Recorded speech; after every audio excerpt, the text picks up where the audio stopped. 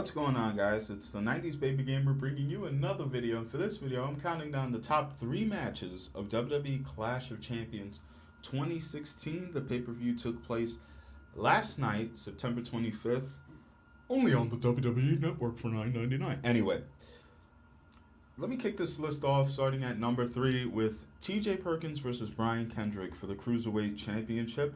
I thought this match was great.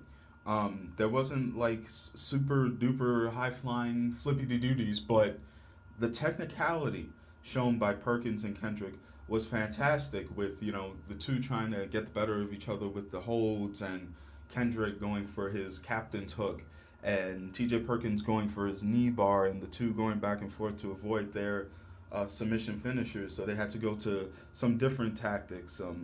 There was this really cool moment where Perkins had Kendrick perched on the top rope, so he goes up on the top turnbuckle and lands this hurricane runner that sends both of them to the outside, and it looked kind of brutal the way Kendrick went down, and it was just a great spot too. So they still had that big moment, but I'm so glad that they were able to build on it through their technical wrestling, and it was great. There was one moment where Perkins missed a neck breaker and grabbed most of Kendrick's hair, and that looked kind of brutal too. So it was a great match. I like how before the match Perkins offered to shake Kendrick's hand, and Kendrick wasn't interested in that at all, and he refused to shake his hand. Fast forward to when Kendrick actually taps out to Perkins's knee bar. Perkins once again extends his hand, and Kendrick this time shakes his hand, and they hug until Kendrick headbutts him to continue the feud. So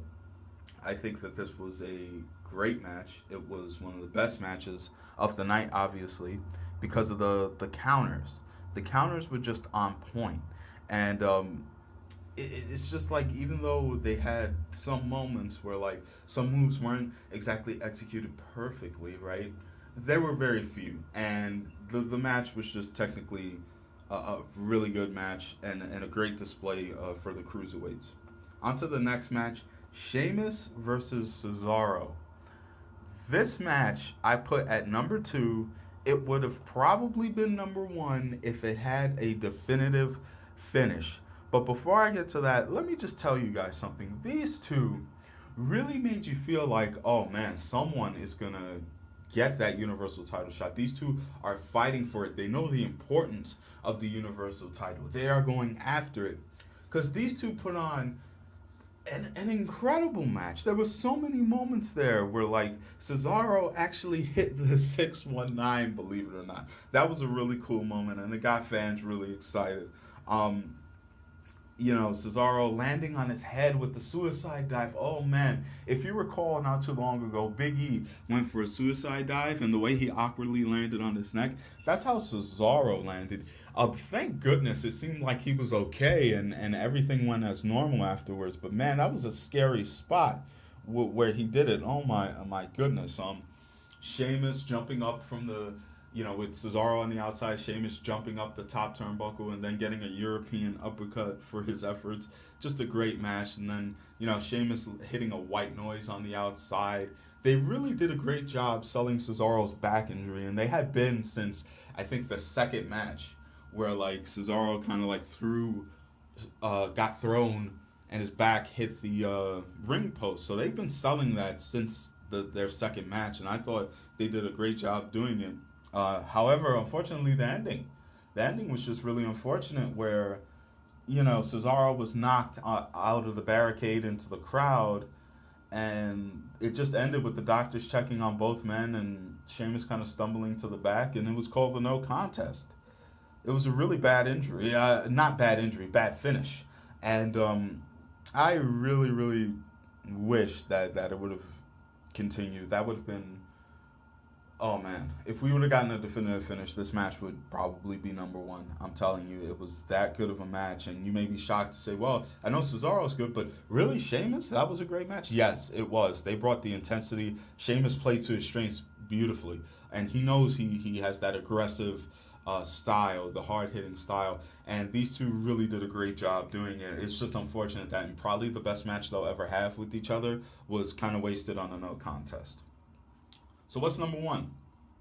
Charlotte versus Sasha Banks versus Bayley. That's right.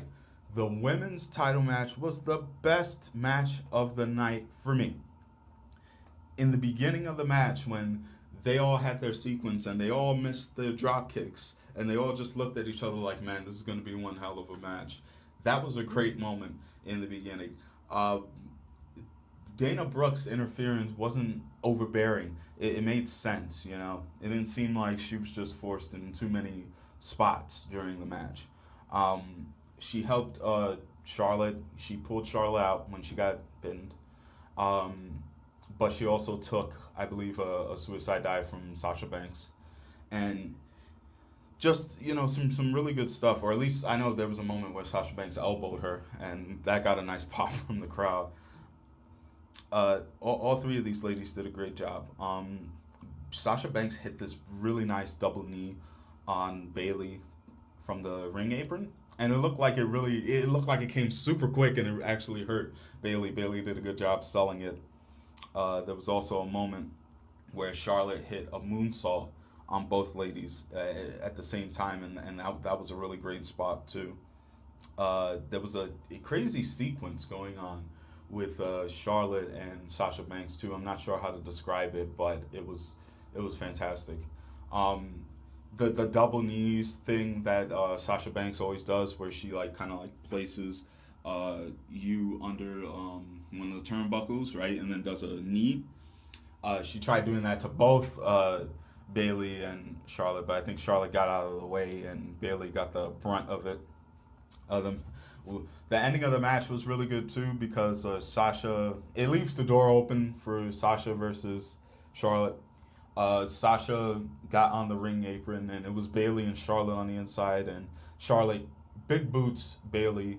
The momentum causes Bayley to knock into Sasha Banks, who gets knocked off the apron, and then another big boot finishes off Bayley, and Charlotte retained her title. So Charlotte has some great heel work there. She's fantastic, because she really gets the crowd to boo you, whether or not they're hardcore fans or the casual fans. They boo her. So she does some great heel work, and she continued to do that in this match. And I honestly thought it was the best match of the night. All right, guys, if you agree with me, let me know in the comment section. If you disagree, tell me your top 3 list, and I would love to see it. All right, guys, that's it for this video. If you like the video, hit the like button. And if you like more of my content, be sure to subscribe. Until the next time, I'll catch you guys later.